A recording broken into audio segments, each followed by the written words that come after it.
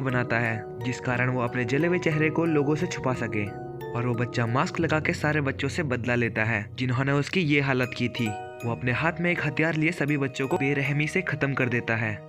और ये सब होते हुए मैक्स और उसके सारे साथी देख रहे होते हैं। इस दौरान शूमी पर नहीं मरे गए बच्चों के खून आके लग जाता है और वो लोग वापस से प्रेजेंट टाइम में आ जाते हैं, जहाँ पर हम देख पाते हैं कि शूमी के चेहरे पे वही खून लगा रहता है जो फ्लैशबैक में उन बच्चों की बॉडी से निकलकर उसके चेहरे पे लगा था।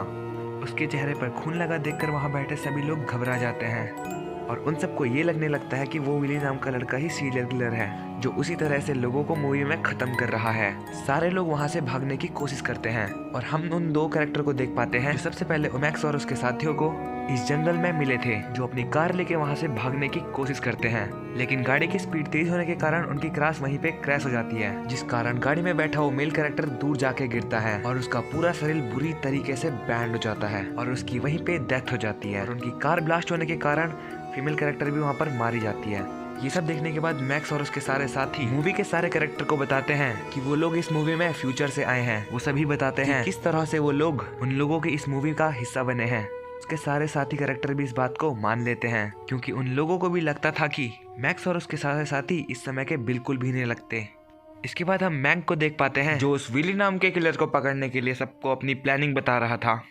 वो बताता है कि हमें किसी भी तरह से उस किलर को इस घर में बुलाना होगा और हम इस दौरान पूरे घर में ट्रैप बिछा देंगे जिससे वो हमारे ट्रैप में फंस जाएगा और हम उसे आसानी से खत्म कर देंगे और इस तरह से हम इस मूवी से बाहर भी निकल सकते हैं। सभी लोग इस बात से एग्री करते हैं और मैंक के मुताबिक इस घर में ट्रैप बिछाने लगते हैं।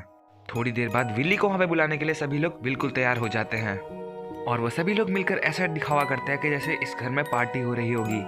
और एक लड़की उस किलर को बुलाने के लिए वहाँ पे एक डांस करने लगती है।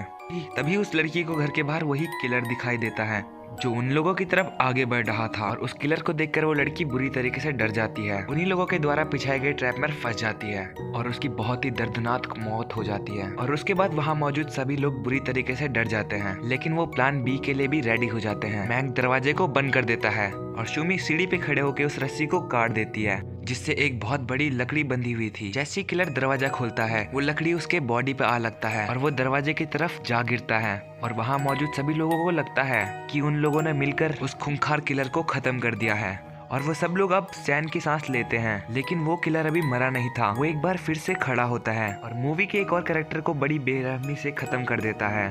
ये देख वहाँ मौजूद सभी लोग वहाँ से भागने लगते हैं। दरअसल वो लोग इसलिए भाग रहे थे क्योंकि उन लोगों ने दूसरे रूम में उस किलर के लिए दूसरा ट्रैप लगा के रखा था।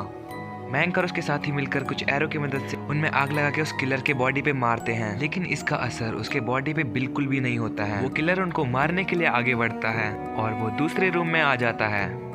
यहाँ पर गैरेटी और सुमी अपने अगले हमले के लिए बिल्कुल तैयार होते हैं। वो छत पर बंधी हुई पेट्रोल की बाल्टी को उस किलर के ऊपर गिरा देते हैं और उसके बाद इस कमरे में बहुत बड़ा ब्लास्ट हो जाता है। इस तरह से गैरेटी और सुमी भी इस ब्लास्ट में मारे जाते हैं। मैंक, अमेंडा और मैक्स अपनी जान बचा के किसी भी तरह से वहाँ से बाहर निकलते हैं, लेकिन हम उसी किलर को देखते हैं जो अभी तक जिंदा था और उसकी बॉडी पूरी तरह से जल रही थी, लेकिन वो पूरी तरह से एक्टिव था और वो इन तीनों को मारने के लिए आगे बढ़ने लगता है।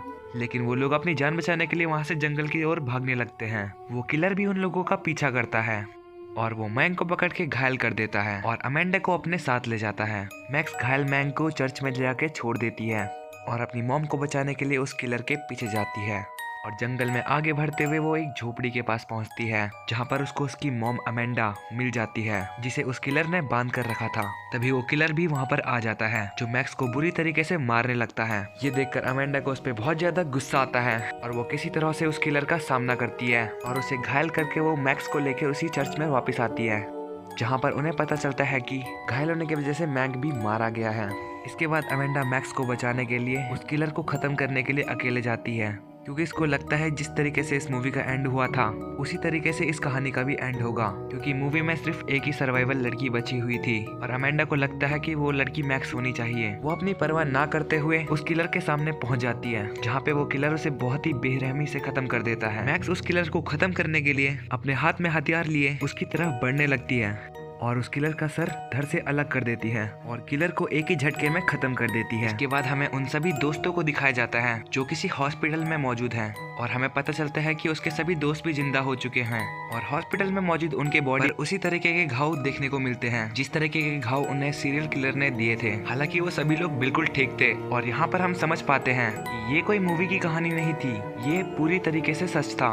मैक्स और उसके सभी साथी उस फिल्म में एक्चुअल में पहुंच चुके थे। यहाँ पर उनका सामना उसी सीरियल किलर से हुआ था जिसने ब्लड बाथ मूवी में बहुत ही ज्यादा खून खराबा किया था। और इसी के साथ ये मूवी यहीं पर एंड हो जाती है। और ये कहानी आपको कैसी लगी नीचे कमेंट करके जरूर बताना। और अगर आप हमारी वीडियो को पहली बार देख रहे हैं तो हमारे चैनल मिस्टर बैट पहाड़ी को सब्सक्राइब करना प्लीज।